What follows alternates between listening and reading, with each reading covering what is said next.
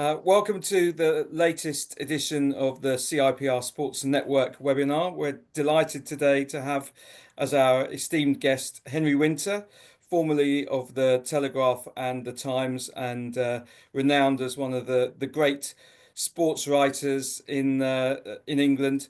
Thank you for joining us today, Henry. Thanks for having me on. Don't forget the Independent. I'm quite old. I was there just after the start in whenever it was, 86, when I think you were sort of still rattling around haters. Yes, yes, indeed, indeed. So, can you give us an overview and some memories of your career to start with, and how it evolved from going from the Independent up to the Telegraph and the Times, and perhaps before then even. You Yeah. see, I will, but I'm very bad at looking back. I'm always looking forward. It's all about next opportunity, next book, next job, next match. I mean, that's the great thing about. I mean, I've been incredibly fortunate. The explosion of differing platforms, along with the explosion of football rights and football itself. I mean, I can remember going into football, graduated in 85, spent 4 years at university playing non-league very badly and editing the sports weekly paper even more badly, and just wanting to go and become a football journalist, going to Fleet Street, knocking on doors. I got my way into haters. Went to see Reg behind that big desk. I don't think he was in his underpants. I don't think the weather was that hot. But you remember what he was like there. He was quite a formidable character, and he got me working on one or two publications, and I was useless, and they quite rightly got rid of me. So I went and did a quick course, and then fortuitously the Indy started up. They needed a centre back to play for their press team in the, I have to say, one of the most aggressive leagues I've ever played in, verbally and physically, which was the Fleet Street League. I mean, there were some printers in there who they certainly imprinted on my shins. And then, yeah, I had 8 great years there. Learned under amazing sports editors like Charlie Burgess and Simon Kellner. And I've always worked for individuals. And the chance to go to the Telegraph in '94, I jumped ship in Chicago during the World Cup in America, and the chance to work for people like David Welsh, God rest his soul, and Keith Perry, and then the chance to go to the Times in 2015. The Telegraph rather quaintly put me on gardening leave for 4 months. And I got messages from quite a few people who said, "Your garden's not that big. Come and do my garden." Some quite well-known commentators who said, "Yeah, come and trim my hedges." I ran out of gardening jokes very quickly in that period, but I used it to write a book on England, which didn't do particularly well. So rather reflecting, which is rather good, capturing of England's fortunes at the time, and then 8 great years at the Times before I left. In fact, about this time last year, or they left me, and I was one of the few people who didn't. I mean, there was a sort of bit of a reaction when I left the Times, or they made me redundant. I was quite calm about it because I've always had other things going on. I wrote a film in lockdown, which did okay. I've written about 8 or 9 books. I had 2 books lined up already because I sort of sensed something was going on at the Times, and yeah, and radio and television. I mean, I guess I'm a bit of a media tart. My answer phone tends to say yes. What time? And I just enjoy it. Firstly, I think that I've been privileged to work at the places they have, and I think it's probably good publicity for the Times and the Telegraph and the Independent, which were always obviously a slightly more, not niche, but obviously a more broadsheet audience. Didn't have the reach of the tabloids or say the Daily Mail. And I've always thought it was actually sort of part of the fun part of the job was going out and talking up the Telegraph, the great writers we had there. Same at the Times.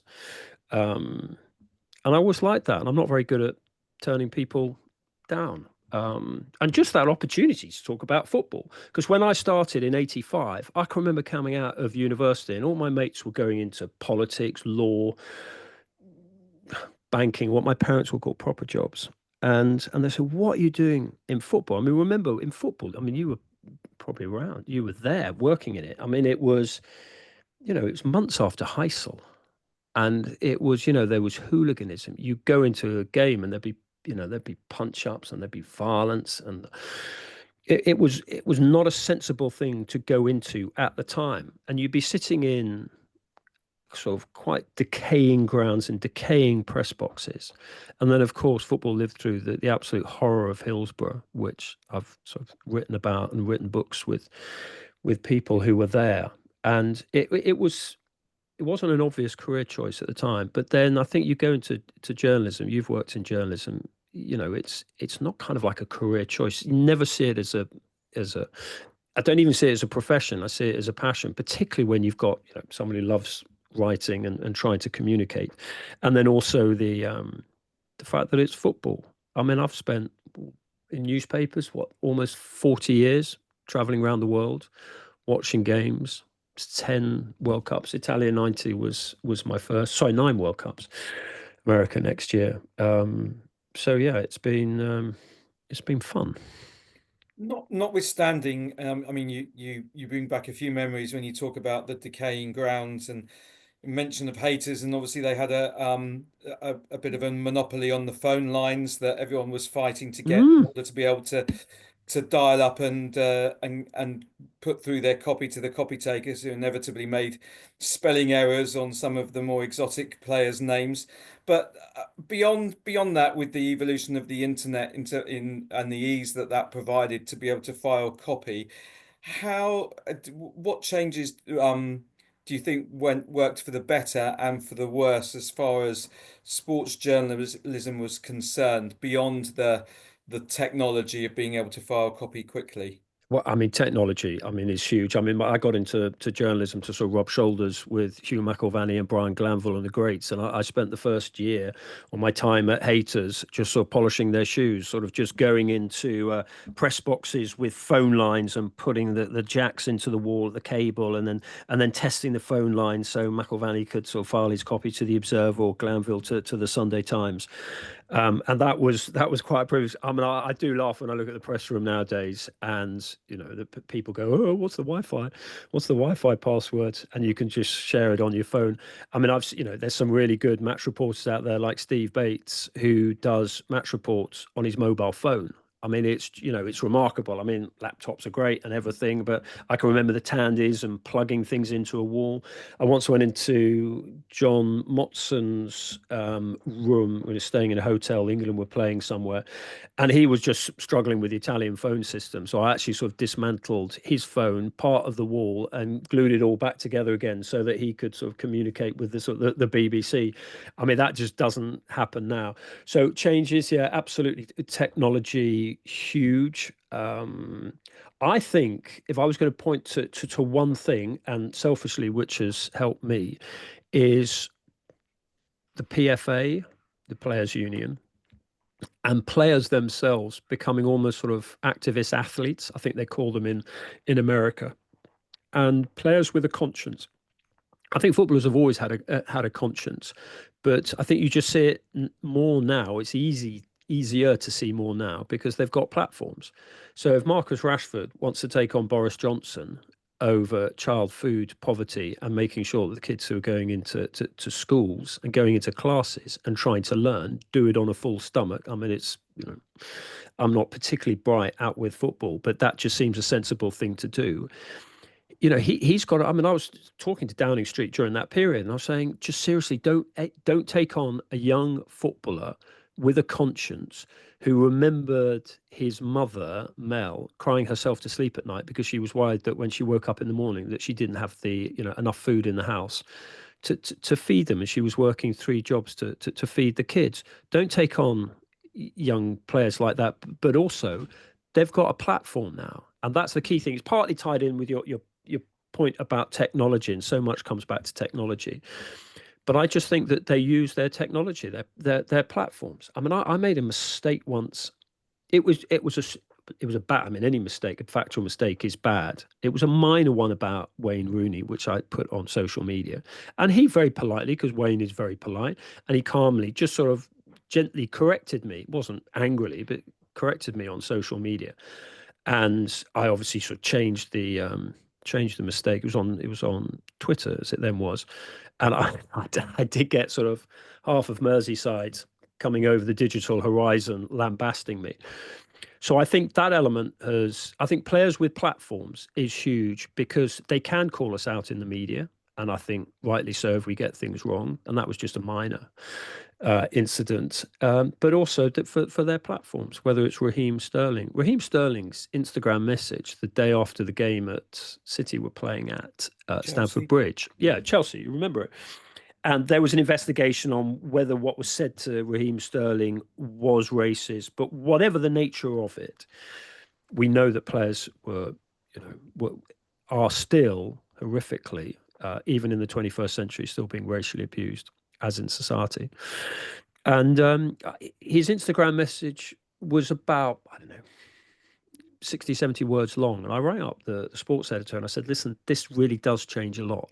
The power of this message, we have to be more accountable in terms of, I mean, quite major things like just talking to black players at that time. And I went to see Raheem at his house south of Manchester. And it was this depiction of the depiction of young black players, the depiction in sort of in the media, particularly online, of them against the depiction of young white players. So in that particular case, it was Tosin Adebayo, now at Chelsea, and Phil Foden, and the two of them buying houses for their hardworking mothers.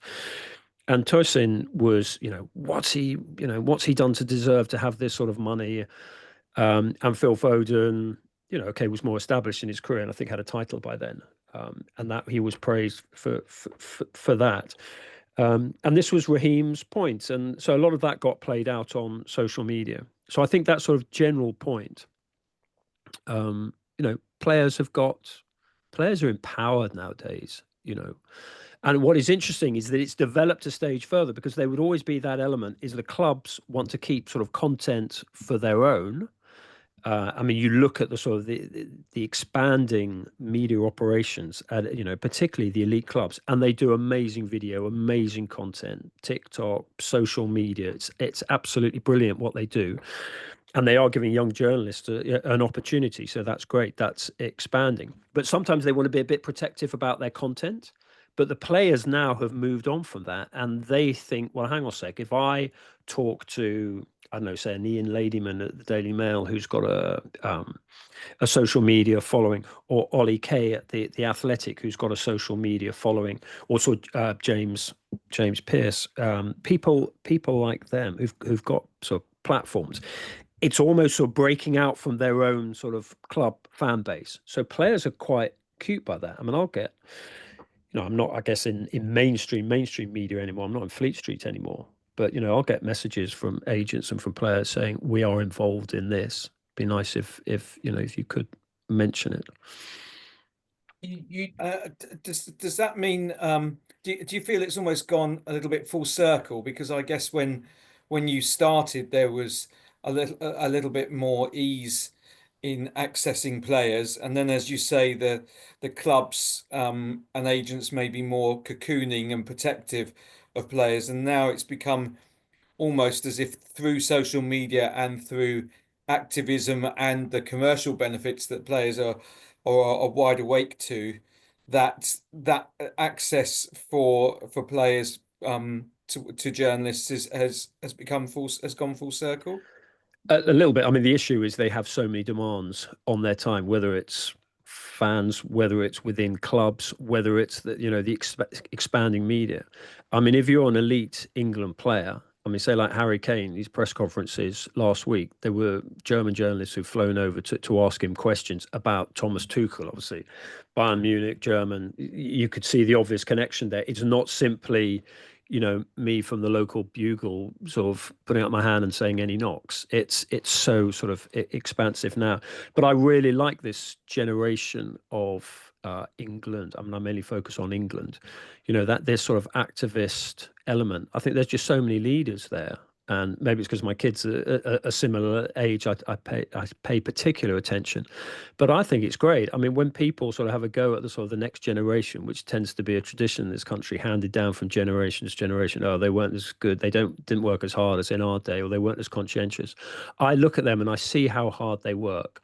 I'm talking about the England internationals. They tend not to drink during the season. They're pretty focused like that. I mean, I can remember going into Marcus Rashford's house once. I think it was during, it was pre-COVID, so I think it was during the child food poverty campaign. And a campaign's a bit of a sort of patronizing word because it implies it's a sort of a passing initiative, whereas for him it's absolutely embedded and it won't stop because of what he went through. But I can remember going into Rashford's house, and there was a nutritionist there, there was a chef dropping off. I mean, this wasn't Uber Eats being dropped off here. This was serious, high class, incredibly, club approved, dietitian approved, nutritionist approved food.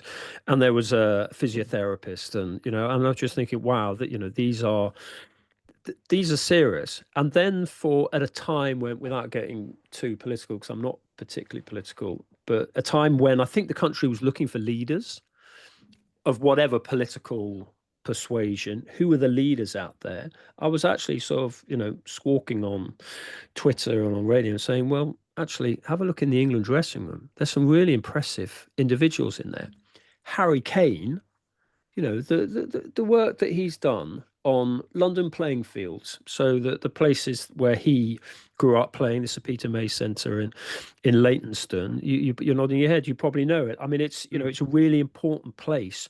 It's the kind of that I grew up in London. I went to had a very privileged upbringing in London, and the football pitches we had, they were just, and they were for a period slightly gated off from the local community, from the local housing estates, and then this fantastic campaign to rightly open up the sort of private slash public independent schools facilities to a broader audience, which was, I think, was absolutely the right thing to do.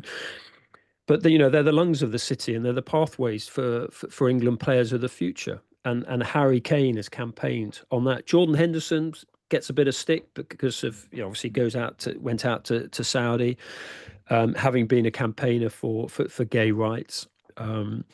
So there was an element of hypocrisy there, and he took a bit of stick for that. But I can remember, calling Jordan during lockdown, and he would be on his running machine taking calls, organising the whole Players Together campaign with Mark Noble and Troy Deeney and Kevin De Bruyne, and it was brilliant. I was thinking, we're applauding the NHS at, what was it? Is it 8 o'clock every night? And, worrying about whether politicians and the leaders of this country are making the right decision. And there were footballers getting hammered by one or two politicians, and they were going out there and raising money. So, and there was no PR on their part. It was just, you could just see what they were trying to do, and you could see what the country needed. And, maybe I'm a bit soft on footballers, but I actually thought, well, fair play to them. So, yeah, I mean, they've, as you say, they've got the platform, but the most important thing is they've got the drive. And this is something I thought about, and I don't know whether I probably have committed it to print and to thought, but quite a few of the players, the England players, very sadly come from one parent families, and maybe they are a little bit more conscientious about what it's like. So Calvin Phillips, I love Calvin Phillips. He's just such a genuinely likable guy. His career's drifted. Hasn't worked. He needs to get back to Leeds, but that's a football issue. But Calvin, he's, the mother who looked after him while his father was in jail, the work that she did, working also 2 or 3 different places. And, you talk to Calvin, and that very much drove him on. And so, I wouldn't like to put a number on it, how many England players come from broken homes, but it's probably reflective of society. And, they have struggled for kit. They have struggled for, I think, Calvin's mum's car just often couldn't get him to training. He'd have to walk for the last bit. Marcus Rashford had to take 3 buses to get to Carrington and then walk the last bit along that long road, as a kid in the academy. So they have experience. What do they call it? Lived experience. They have got that. So anyway, I have huge admiration for them. Henry, you went back to high school in Hillsborough. and talking about the way that football's changed. There's also perhaps a wider audience for football, a bigger role football plays. You talked about players as influencers. Maybe there's a greater knowledge of football as a whole in generations coming through, and the business of football. How has that changed the way that you cover and the kind of access that you want? I mean, I've been fortunate that everyone I've worked for, no one's ever got in the way of anything that I've never had any editorial influence whatsoever. Maybe they thought I would get into a strop, but actually I don't think so. So I think I've been very fortunate with the platforms that I've worked for, the Indie and particularly the Telegraph and the Times. They've let me do what I want. I can remember when Margaret Thatcher passed away. It was my column day, and I was sitting in the car park at Old Trafford before a game, wondering what I was going to write about. I was at the Telegraph at the time, and I thought, oh, Thatcher, her role in football, and how she was just hadn't there was no one, well, few people in football had any respect for her because of some of the things that she suggested. I was working for the Telegraph at the time, owned by the Barclay brothers, and she'd given them both knighthoods. There wasn't even a whisper of dissent about quite a acerbic column I wrote about her, probably 48 hours after she'd passed away. So yeah, coming back to your point, Chris, I do tend to sort of ramble off into the long grass. I mean, it's changed, but then it hasn't changed because ultimately we're just sort of putting the same message out there. But in terms of the PR perspective, which I imagine is what you're looking at overall, there are some unbelievable PR people out there. I mean, the growth in you yourself, Chris, highly respected. Our paths crossed earlier in our careers, and your name is an absolute byword for sort of trust and respect. And I'm not just sort of saying that, they're good people at Andy Walker at the FA, Mark Rowan at the EFL. These are really good, seasoned practitioners, and it's no surprise that politicians often look at football PRs and think, well, if you can handle the fast-moving chaos of, well, general sport in your case, Chris, but football, you can absolutely deal with politics. But coming back to your point about the industry of football, is that you can't really make a mistake in football because the knowledge of the subject matter, and this has been a huge growth and probably a particular issue to sort of mainstream journalists, is that the level of knowledge of football fans and the platforms that individual fans have with their clubs now. I mean, if I go on a Nottingham Forest fans forum and they say, oh, we're going to pick the brains of Henry Winter, who watches a lot of football, I know that everyone listening will know 5 times as much about Nottingham Forest and the intricacies of sort of Ryan Yates's journey to the ground or whatever, and issues like that. So you've really got to be on your game, and that's another thing. We talk about footballers having their own platforms, but fans do now, and I think it's mainstream. It must be a concern for those who are running mainstream media, just to see how successful the fans forums are. You talk platforms there. I've got to say, I mean, your career has gone, I suppose, from reporting for one place to you being in control of your platform and being on Substack, having just launched your own podcast, being on different. I can remember a conversation many years ago when Sky was starting with the Premier League, trying to persuade you to go on to Hold the Back Page on a Friday night. And you weren't convinced it was worthwhile. I think it got you on till it was Sunday Supplement.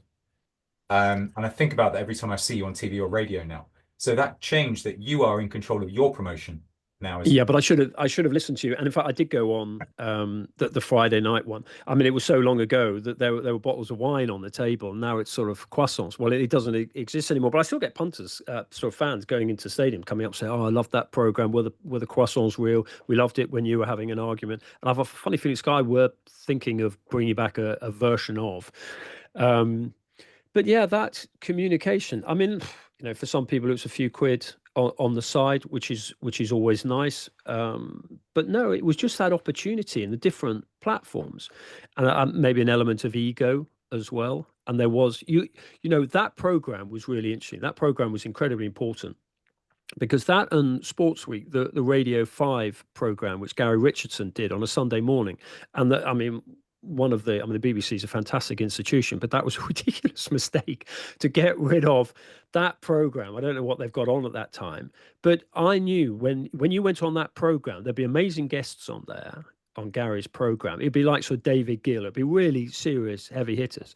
There would be a press association reporter at home scribbling down notes, everything that was said, and it would be obviously disseminated around the country, and it would often be Daily Mail back pages on a Monday morning. That program was really important. So like, I always liked Gary and Gary's company. He's a massive football fan, non-league football fan, and I would always say, oh, any opportunity to get on that program, absolutely seize. I would drive. I live in the Midlands, and I would drive down to London, park up, Portland place, wherever it is, and then drive back just to go on that program, even if I had a match in the north. And the same with Sky and the talk sports show I do at the moment. I will go hair up, sticking to the speed limit, of course, to games all over the country on a Sunday to be on that. I think that's partly ego on my part, but I think it's also partly the whole sort of broadsheet thing, that actually it's about reach. And you could be an amazing writer on a broadsheet, and there are some fantastic writers on there.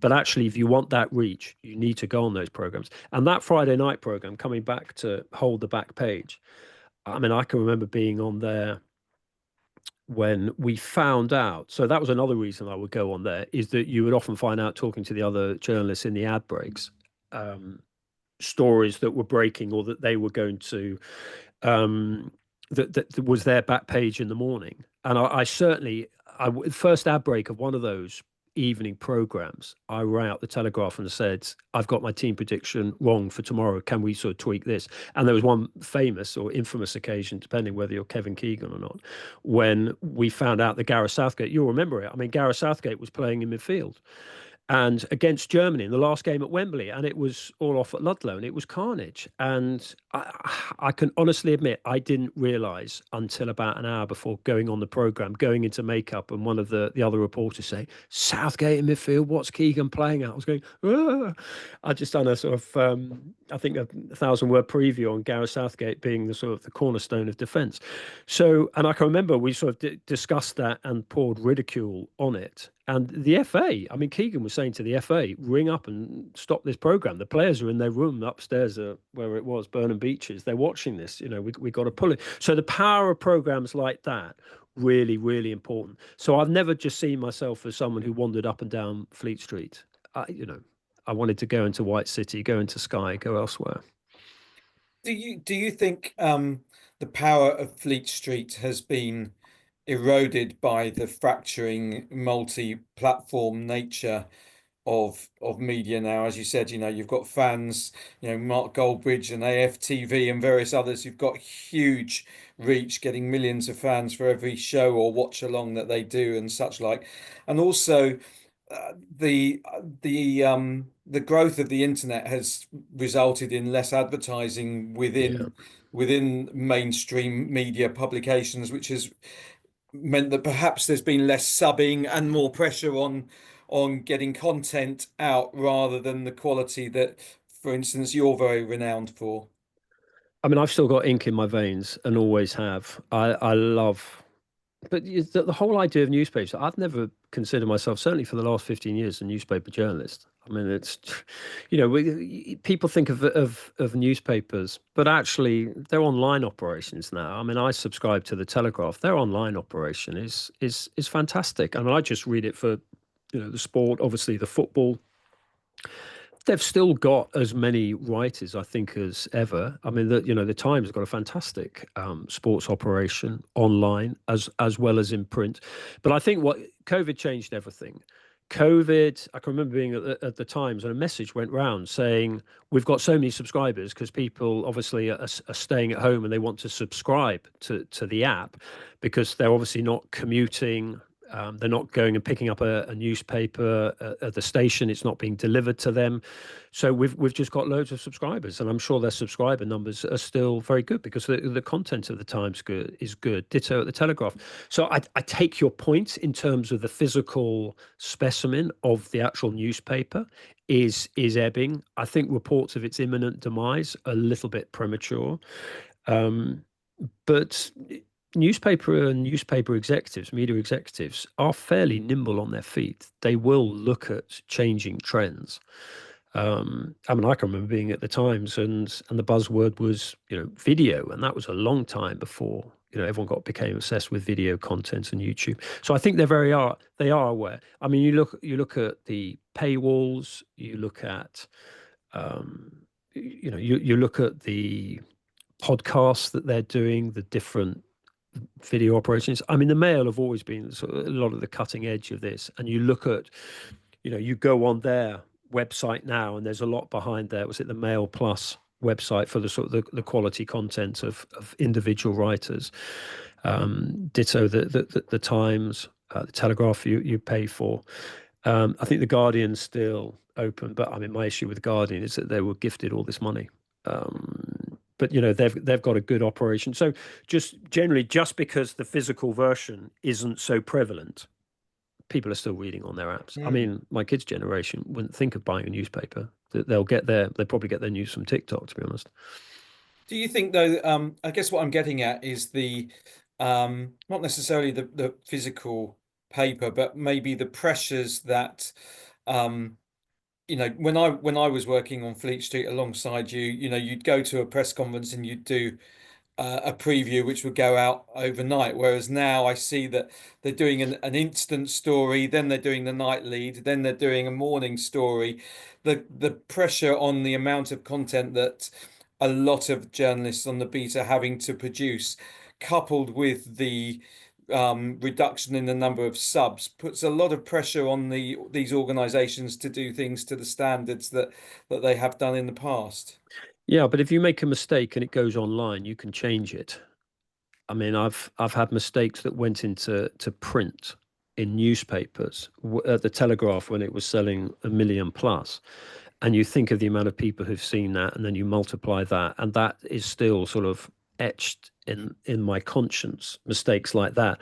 I mean, I can remember when I was at the Times, and I did an interview with Virgil van Dijk, and I wrote it up, and we put it out at 5 o'clock. I don't know whether that was an agreement with the with Liverpool or with Virgil, but anyway, by about 5 past 5, I had a call from someone at Liverpool who's saying that headline that they've put on it doesn't really reflect what Virgil van Dijk was saying. And I looked at the headline, it didn't.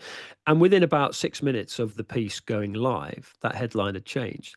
So there is that flexibility. I take your point about the workload, but actually it's, if you're at a night match and you get unbelievable events in the last few minutes, that edition tends to go to a lot of people. I famously remember Sir Alex Ferguson saying to a group of us after Barcelona '99, when, I mean, that was, I can cope with anything after that, with the changes, with obviously the late goals from Sheringham and Solskjaer.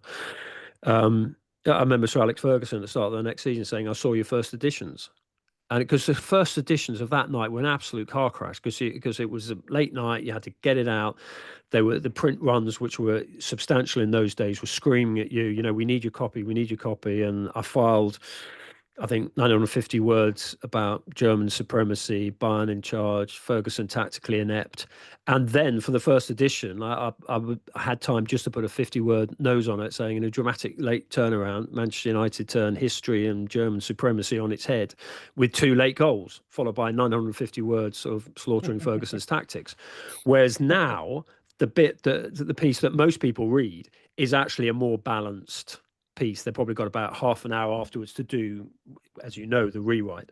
So I don't really necessarily want to read first edition pieces when there are millions of goals and sending offs at the end, particularly now with games becoming later. I mean, 7:40. I mean, this is tiny sort of technical, small violin stuff, but a game going from 7:15 to 8 o'clock makes a lot of difference on a busy night.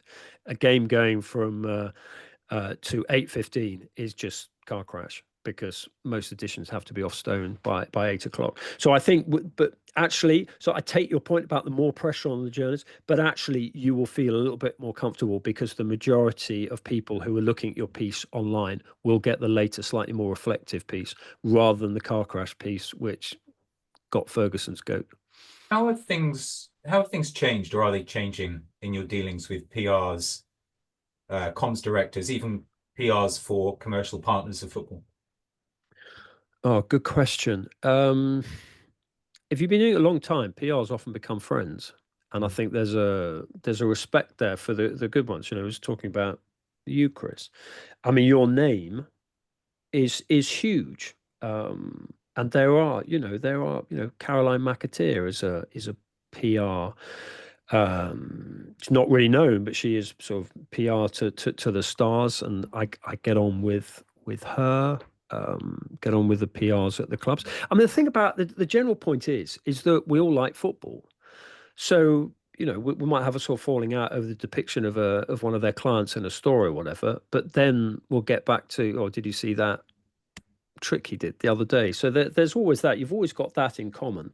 I often feel with a slight sympathy with people who cover other areas of the media, and I was thinking, you're not all united by this passion for football, for one subject. So PRs, yeah, good PRs. You see, good PRs represent their clients and their clubs well, but they're honest, and they're like a critical friend to. I mean, if I was a player, and Chris, you've seen me play, and you know that was never ever a possibility unless it was a comedy section of Soccer Aid. I would have a good lawyer and a good PR, and that would be and I think that sort of the best agents combine those two qualities. A good PR is absolute gold dust. So I do the media training on the pro license at St George's Park. So the players come in. So who do we have recently? Jack Wilshere, Lee Cattermole, Phil Jones. Okay, so really good up and coming coaches, and then we stage these sort of mock press conferences and grill them, and it will be far more intense scrutiny and scenarios that they will probably ever experience unless they become England coach. And one of the things, they all say the same thing. So have you got any sort of advice? And I said, well, if you're under pressure, look at where you're sitting and make sure there isn't an exit sign behind you or a fire extinguisher, because that's great copy for my intro, and it's meat and drink to photographers. And also make sure your club, or if you're a national team, the National Association, has a good PR. And I always reference, as I look at Andy Walker in the room, he's calm, he knows what's coming. And if you talk, I mean, Chris, you've done this, and if you talk to the best PRs, they will walk into a post-match press conference or a pre-match press conference with a list of maybe the 6 or 7 subjects that are going to be asked. So Sky tend to ask sort of almost like a round robin question that gets asked all the managers on a Friday morning, whatever the issue of the week is. Is Jude Bellingham, has he got the discipline or whatever? Trent Alexander-Arnold, is it difficult when a player wants to join another club? Issues like that. And then Sky very cleverly sort of package it, so-and-so said so-and-so about this one subject. But you look at the PR and the director of comms sitting next to the sort of manager or the player being interviewed, and they will swap glances, and it's almost like they're playing question bingo, because the good PR, you'll have done it, because the PR director of comms will have sort of predicted in advance all the sort of questions, and just to make sure there are no pitfalls, and occasionally, I mean, we've had I can't name the manager, but he said something just ridiculous about playing a German team, and he made a reference to Hitler. That's not going to work well on a back page or a front page or online or wherever. And after this manager has said it, the PR will just walk back into the room and said, listen, easy on the Adolf line. And because you got a respect for him and also respect for the manager, no one used it. And that is the power of a good PR. They are worth their weight in gold. It always slightly amuses me. I mean, I got off when I left the Times. I got offered a job in PR, and I was going, sorry, I've spent the last 30. First, I just wanted to carry on as a writer. I knew what sort I wanted to do, but it's a real skill, and to make that step from our side to a real expert side. I mean, in a way, it's like going from being a patient to being a doctor. I've been ill, but I wouldn't like to listen to myself suggest remedies. And good PRs, as I say, are worth their weight in gold with England. Like Andrew Ward at Manchester United at the moment, really, really nice guy. Respect. I think he was at the Financial Times. They invariably appoint good people as their PRs, and Andrew's had to deal with the Glazers. He's had to deal and sort of the narrative around the Glazers, the narrative around Sir Jim Ratcliffe, the narrative around assaulted coaches, and he's very calm, and he will give you a call. Less so that for me now, but he will sort of point out certain things, and he will do it in a very unhurried, very measured, very respectful way. And you go, yeah, actually, I take your point on that. And then there's a quid pro quo of that. Is that, I mean, because I know Rashford a bit, I got a sort of story that he was he wanted to leave Manchester United, and before I pressed the button on that, it was before, I think it was the middle of December. Before I pressed the button on that, which I knew would cause a bit of a reaction, I rang Andrew out of respect, out of courtesy, and also because from his position, he doesn't want this story about our star striker has just exploded all over social media, is being picked up all over the place from, I know, Ratcliffe or Ruben Amorim or whoever else at the club. Say, why didn't you sort of tip us off? So I think that was absolutely out of respect for Andrew and also for Manchester United as a club generally.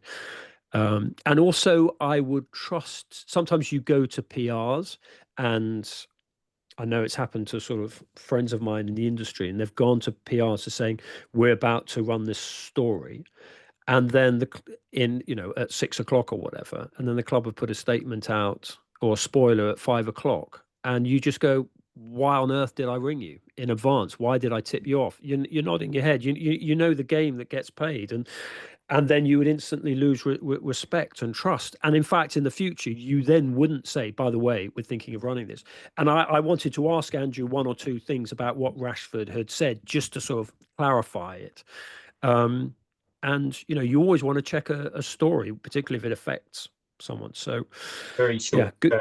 I nod because hopefully no one will correct me. I've never done that because ultimately it's about relationships and connections, and you don't do that. I was going to ask, with the money coming into football and the different ownership, I mean, that's one example, how it works for you with dealing with the owners of clubs rather than the day-to-day of football. I mean, they are a little bit distant. Gone are the days when you'd be covering a match at Portman Road and you get a tap on your shoulder just after the final whistle, and you get the cobbles. David Sheepshanks, they do pop into the director's box on the way back, and I was thinking, I've got a 2-hour journey back. It's quite dangerous going in there because it's wall-to-wall Chardonnay. A little bit of an element of that, particularly when they first joined. Abramovich wasn't particularly accessible. Todd Bowley was initially when he arrived. They had a good sit down with him at Cobham. But I also think there's an element of, for the beat reporters, those who are covering clubs on tour, who are going to the expense of time and money to cover them on tour. I think it's good when the owners, who if they're on tour as well, go and talk to the beat reporters there. I think whenever the Manchester City story is finally sort of addressed on the financial charges either way, and things potentially calm down a little bit within the Premier League, I think people will take a step back and owners will think we need a little bit better PR. I mean, I've always found the owner of Fulham, Shad Khan, I've done a couple of interviews with him, and I've always found him very engaging. And in fact, that's possibly slightly influenced the coverage, because I write a lot about sort of fans issues, and this whole ticket price controversy of Fulham at the moment. And I've always had, when I'm sort of covering that and saying, well, fans are being overcharged. It is ridiculous. Not everyone living in that area is wealthy. Not every Fulham fan is wealthy. I always think, well, actually, I know I've met Shad Khan. I've interviewed him. I actually know he is a decent person. He's a conscientious person. So I think, and you sort of slightly sort of temper or you balance your coverage. So I think there's always that element. I've never particularly liked the Glazers, and I've always been critical of them since 2005. I think they're beyond PR. I mean, I've had messages from their PR, but I don't think that would necessarily change anything. Maybe they could be a little bit more open, but I think the horse has bolted on that. The Premier League is a different place now under Richard Masters, and it's not completely his fault because more foreign owners than under Richard Scudamore, who was absolutely brilliant. Who, in a way, look, he had good PR people around him. I think Phil Townsend and people like that. But with Richard, because he kind of was his own PR, and he was so respected and so trusted when he was chief executive of the Premier League, that there was probably more sympathy and support for the Premier League as a structure than there is now. I mean, PSR's obviously complicated things, so it's difficult. I mean, I don't really know the PRs at the Premier League. I don't really deal with them. Yeah. Whereas actually, the PRs at the EFL and the FA and the clubs, I find very good. And have you ever been in a situation with PRs where, whether it's someone slightly more junior or someone being pressured from above, where they haven't been as authentic as they should be? And I mean, you talked about damaging relationships if they scoop you when you've given them the heads up in advance. But I think and Chris would probably agree with me, that there's often criticism laid at PR directors within organizations in sport and beyond when those decisions have come from above, and they don't have the power and influence to be able to go against their paymasters. Then you ask to talk to someone else. I mean, there's always that element. But I've always found, I mean, one person, if someone's a junior, one day they might be senior running the operation. I mean, I always worked to that. I probably failed miserably, but my parents always sort of said, work hard and be nice to people and be nice to everyone, because particularly in a fast moving industry like football, someone who can be a receptionist at a training ground one day, and this definitely happened, is running the PR for the players the following season, who was the deputy chief executive 5 seasons after that. So I think there's an element of, this might sound slightly patronizing, I don't mean it to be, but actually just being nice to everyone you talk to. And if it is a junior PR, that junior PR might be running the operation next year, and you want them to take your call. So yeah, just always be respectful to people. Mm-hmm. I like what you talk about there as comms as a critical friend. I often think the role is to almost translate, is to help those people understand to be a broker. It's not a functional role. It's about being a broker. And I'm very taken by the conversations here around building, maintaining connections and respect in those relationships.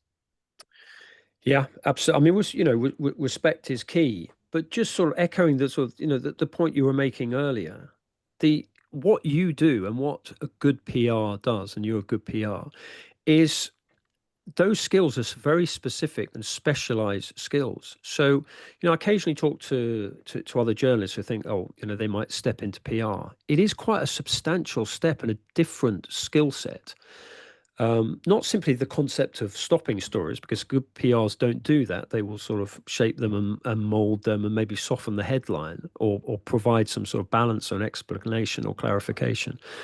But just think, when I got offered a job in PR, which was nice, I was thinking, I just don't have that skill set. I just don't have. I don't think I've got the patience that you have, Chris.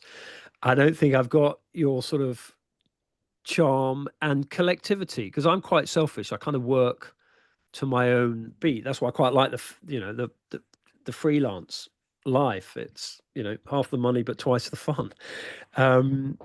So yeah, and I think there is absolute respect for professionals. I think that's the right way to use it, for the really good professionals in this industry. So like Tony Barrett at Liverpool, I mean, I worked with him at the Times. And he has made that step, and some do make that step, but I think maybe the people who appointed them could see that they had those skills, I don't think people would necessarily look at me and think, oh, well, he's a natural PR. And I think I'm more of a natural troublemaker. I think you've been a natural natural PR for the sports PR industry. Thank you. Yeah, I mean, so one thing I've always been a sort of PR for is for the sport. And maybe that's because the world I grew up in, sort of sitting alongside people at dinner parties slaughtering football. I've always stood up for football because I've always felt an attack on football is an attack on me, and it hurts, and you want to represent the sport that you love, which has brought me such joy. And I honestly, I mean, I would just the thought of a world without football. I mean, it would be. I'm boring enough anyway, but just the thought of sort of rattling around reading the weather report and wondering what that strip of grass outside could be used for would be strange. But yeah, I'll always be PR for football. Brilliant. Thank you, Henry. Thanks so much for joining us. Pleasure. It's been incredibly insightful, and hopefully the PR consultants that get to watch this in due course will learn a great deal about the machinations of communications, journalism, and the balance of trust between the two sides of the media fence. Yeah, thank you. And we are on the same side eventually. Fantastic. Thanks Thanks. so much for joining us. No, pleasure. Thanks for inviting me.